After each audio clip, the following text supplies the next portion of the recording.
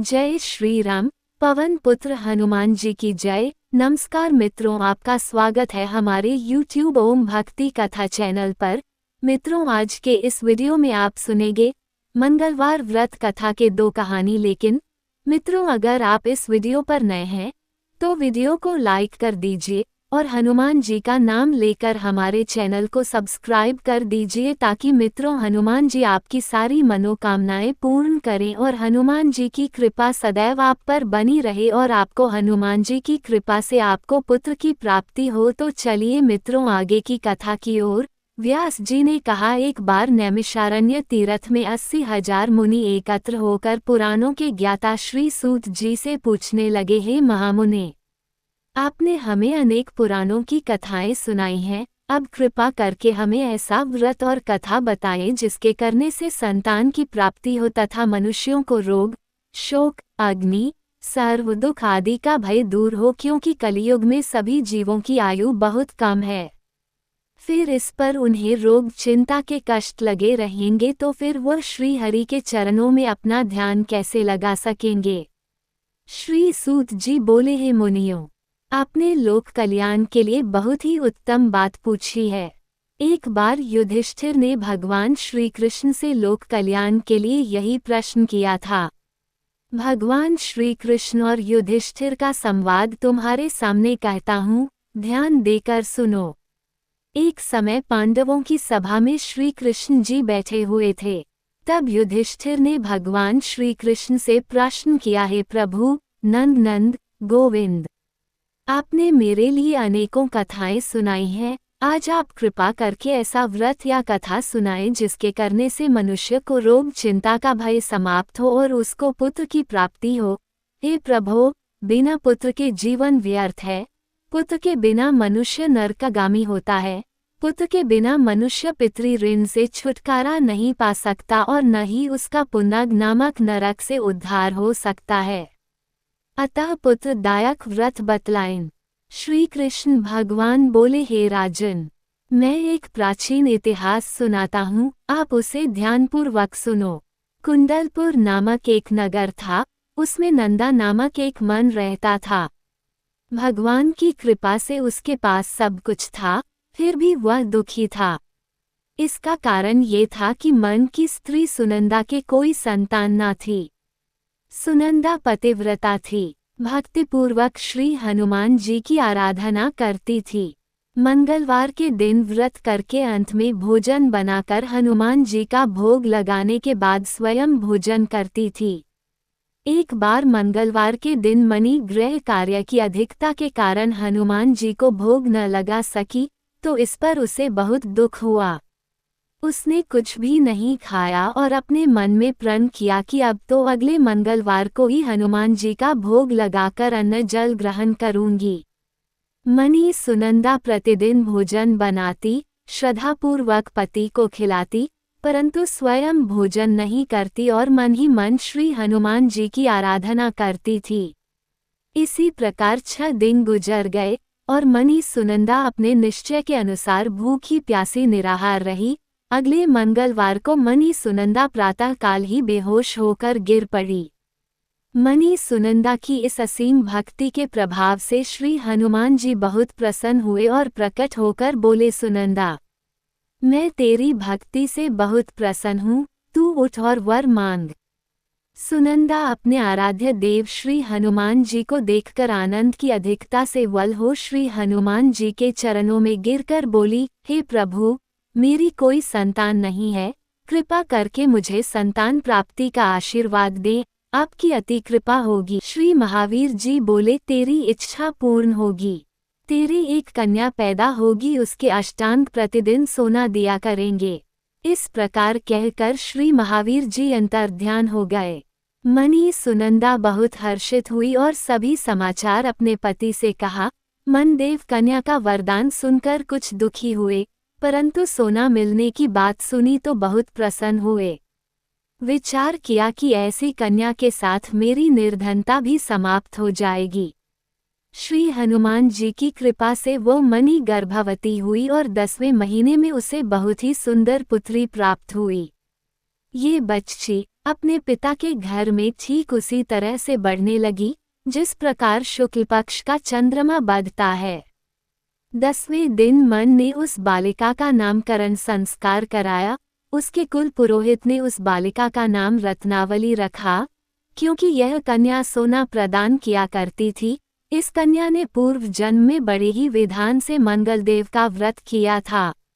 रत्नावली का अष्टांग बहुत सा सोना देता था। उस सोने से नंदा मन बहुत ही धनवान हो गया। अब मनी भी बहुत अभिमान करने लगी थी। समय बीतता रहा। अब रत्नावली 10 वर्ष की हो चुकी थी। एक दिन जब नंदा मन प्रसन्नचित्त था, तब सुनंदा ने अपने पति से कहा, मेरी पुत्री रत्नावली विवाह के योग्य हो गई है, अतः आप कोई सुंदर तथा योग्य वर देखकर इसका विवाह कर दें।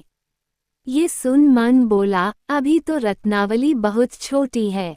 तब ब्राह्मणी बोली, शास्त्रों की आज्ञा है कि कन्या 8वें वर्ष में गौरी, 9 वर्ष में राहिनी, 10वें वर्ष में कन्या, इसके पश्चात रजस्वला हो जाती है।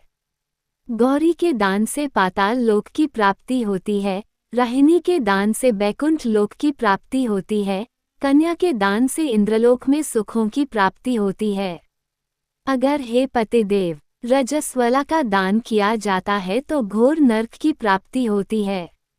इस पर मन बोला, अभी तो रत्नावली मात्र 10 ही वर्ष की है और मैंने तो 16-16 साल की कन्याओं के विवाह कराए हैं, अभी जल्दी क्या है। तब मनी सुनंदा बोली, आपको तो लोभ अधिक हो गया लगता है। शास्त्रों में कहा गया है कि माता पिता और बड़ा भाई रजस्वला कन्या को देखते हैं तो वह अवश्य ही नरकगामी होते हैं। तब ब्राह्मण बोला, अच्छी बात है, कल मैं अवश्य ही योग्य वर की तलाश में अपना दूत भेजूंगा। दूसरे दिन मन ने अपने दूत को बुलाया और आज्ञा दी कि जैसी सुंदर मेरी कन्या है वैसा ही सुंदर वर उसके लिए तलाश करो। दूत अपने स्वामी की आज्ञा पाकर निकल पड़ा। पंपई नगर में उसने एक सुंदर लड़के को देखा। यह बालक एक मन परिवार का बहुत गुणवान पुत्र था। इसका नाम सोमेश्वर था। दूत ने इस सुंदर व गुणवान मन पुत्र के बारे में अपने स्वामी को पूर्ण विवरण दिया। मन नंदा को भी सोमेश्वर अच्छा लगा और फिर शुभ मुहूर्त में विधिपूर्वक कन्यादान करके मन मनी संतुष्ट हुए। परंतु मन के मन तो लोभ समाया हुआ था। उसने कन्यादान तो कर दिया था पर वह बहुत खिन्न भी था। उसने विचार किया कि रत्नावली तो अब चली जावेगी और मुझे इससे जो सोना मिलता था वह अब मिलेगा नहीं। मेरे पास जो धन था कुछ तो इसके विवाह में खर्च हो गया और जो शेष बचा है वह भी कुछ दिनों पश्चात समाप्त हो जाएगा। मैंने तो इसका विवाह करके बहुत बड़ी भूल कर दी है।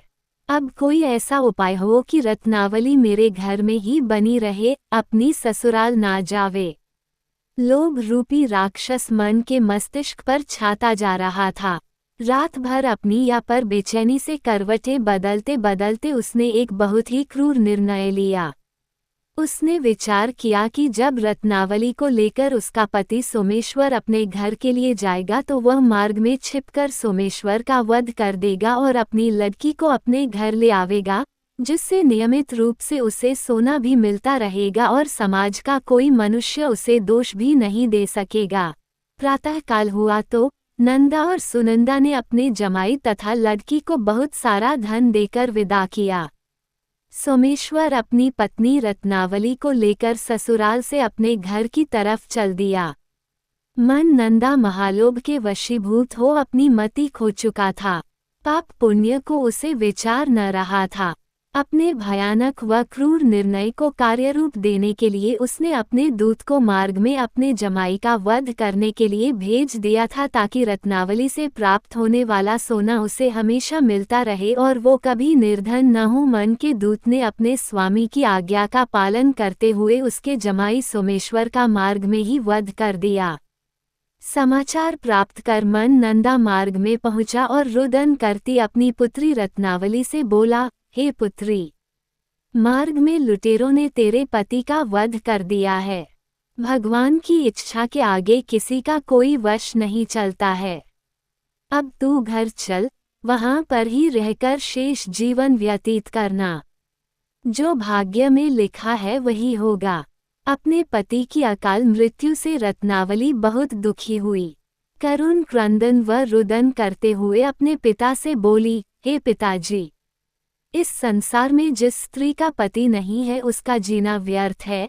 मैं अपने पति के साथ ही अपने शरीर को जला दूंगी और सती होकर अपने इस जन्म को, माता पिता के नाम को तथा सास ससुर के यश को सार्थक करूंगी।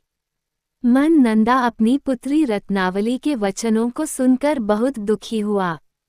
विचार करने लगा, मैंने व्यर्थ ही जमाई वध का पाप अपने सिर लिया।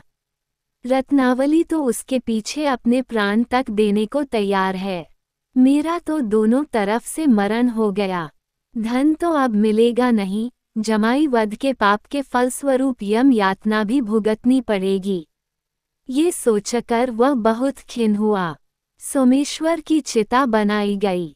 रत्नावली सती होने की इच्छा से अपने पति का सिर अपनी गोद में रखकर चिता में बैठ गई। जैसे ही सोमेश्वर की चिता को अग्नि लगाई गई वैसे ही प्रसन्न हो मंगलदेव वहां प्रकट हुए और बोले, हे रत्नावली, मैं तेरी पति भक्ति से बहुत प्रसन्न हूँ, तू वर मांग। रत्नावली ने अपने पति का जीवन दान मांगा।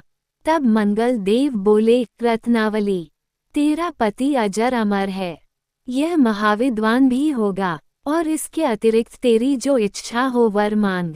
तब रत्नावली बोली, हे ग्रहों के स्वामी, यदि आप मुझ पर प्रसन्न हैं तो मुझे यह वरदान दीजिए कि जो भी मनुष्य मंगलवार के दिन प्रातः काल लाल पुष्प, लाल चंदन से पूजा करके आपका स्मरण करे उसको रोग व्याधि न हो, स्वजनों का कभी वियोग न हो, सर्प, अग्नि तथा शत्रुओं का भय न रहे। जो स्त्री मंगलवार का व्रत करे वो कभी विधवा न हो। मंगलदेव तथास्तु कहकर अंतर्ध्यान हो गए। सोमेश्वर मंगलदेव की कृपा से जीवित हो उठा। रत्नावली अपने पति को पुनः प्राप्त कर बहुत प्रसन्न हुई और मंगलदेव का व्रत प्रत्येक मंगलवार को करके व्रतराज और मंगलदेव की कृपा से इस लोक में सुख ऐश्वर्य को भोगते हुए अंत में अपने पति के साथ स्वर्ग लोक को गई। मित्रों, आइए जानते हैं मंगलवार व्रत कथा के एक और दूसरी कथा। पौराणिक कथा के अनुसार एक ब्राह्मण दंपति के कोई संतान न हुई थी, जिसके कारण पति पत्नी दुखी थे। वह ब्राह्मण हनुमान जी की पूजा हेतु वन में चला गया। वह पूजा के साथ महावीर जी से एक पुत्र की कामना प्रकट किया करता था। घर पर उसकी पत्नी मंगलवार व्रत पुत्र की प्राप्ति के लिए किया करती थी। मंगल के दिन व्रत के अंत में भोजन बनाकर हनुमान जी को भोग लगाने के बाद स्वयं भोजन ग्रहण करती थी। एक बार कोई व्रत आ गया जिसके कारण ब्राह्मणी भोजन न बना सकी। तब हनुमान जी का भोग भी नहीं लगाया। वह अपने मन में ऐसा प्रण करके सो गई कि अब अगले मंगलवार को हनुमान जी को भोग लगाकर अन्न ग्रहण करूंगी। वह भूखी प्यासी 6 दिन पड़ी रही। मंगलवार के दिन तो उसे मूर्छा आ गई। तब हनुमान जी उसकी लगन और निष्ठा को देखकर अति प्रसन्न हो गए। उन्होंने उसे दर्शन दिए और कहा, मैं तुमसे अति प्रसन्न हूँ। मैं तुझको एक सुंदर बालक देता हूँ जो तेरी बहुत सेवा किया करेगा। हनुमान जी मंगलवार को बाल रूप में उसको दर्शन देकर अंतर्धान हो गए। सुंदर बालक पाकर ब्राह्मणी अति प्रसन्न हुई। ब्राह्मणी ने बालक का नाम मंगल रखा। कुछ समय पश्चात ब्राह्मण वन से लौटकर आया। प्रसन्नचित सुंदर बालक घर में क्रीड़ा करते देखकर वह ब्राह्मण पत्नी से बोला, यह बालक कौन है? पत्नी ने कहा, मंगलवार के व्रत से प्रसन्न हो हनुमान जी ने दर्शन दे मुझे बालक दिया है। पत्नी की बात छल से भरी जान उसने सोचा, ये कुलटा व्याभिचारिणी अपनी कलुषता छुपाने के लिए बात बना रही है। एक दिन उसका पति कुएं पर पानी भरने चला तो पत्नी ने कहा कि मंगल को भी साथ ले जाओ। वह मंगल को साथ ले चला और उसको कुएं में डालकर वापस पानी भरकर घर आया तो पत्नी ने पूछा कि मंगल कहाँ है। तभी मंगल मुस्कुराता हुआ घर आ गया। उसको देख ब्राह्मण आश्चर्यचकित हुआ। रात्रि में उसके पति से हनुमान जी ने स्वप्न में कहे, यह बालक मैंने दिया है। तुम पत्नी को उल्टा क्यों कहते हो? पति यह जानकर हर्ष हुआ। फिर पति पत्नी मंगल का व्रत रख अपनी जीवन आनंदपूर्वक व्यतीत करने लगे। जो मनुष्य मंगलवार व्रत कथा को पढ़ता या सुनता है और नियम से व्रत रखता है, उसके हनुमान जी की कृपा से सब कष्ट दूर होकर सर्व सुख प्राप्त होता है। तो मित्रों, हमारी ये कथा कैसी लगी कमेंट में जय श्री राम जरूर लिखें।